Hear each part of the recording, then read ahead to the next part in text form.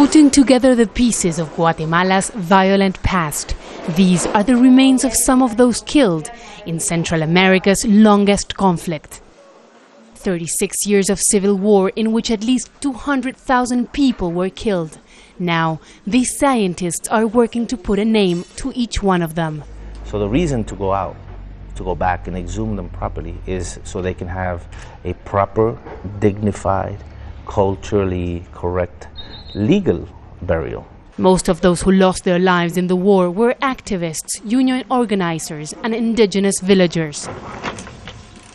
Labeled by the military as subversives and communists, they were kidnapped and killed.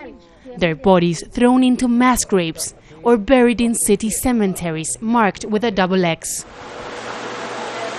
And it is the work of this laboratory that could help thousands of families to finally find and properly bury their loved ones. We take a sample from the skeleton and then we compare that sample to many members from the family. This organization has managed to exhume over 5,000 bodies. Over 1,000 of them are in these boxes that you can see here. But not all of them have been identified. DNA testing is a major step in providing closure for the victims' families.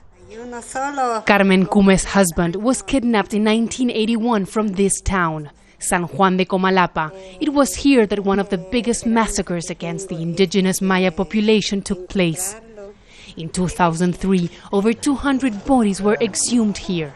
Carmen hopes her husband's remains will be among those identified.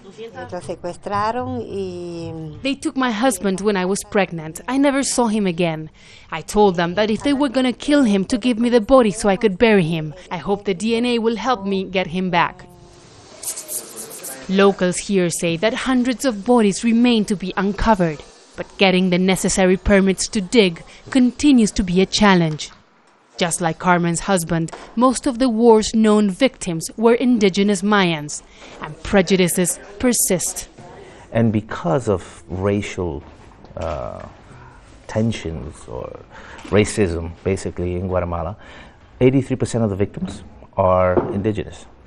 So the people in power who are not indigenous don't value those deaths.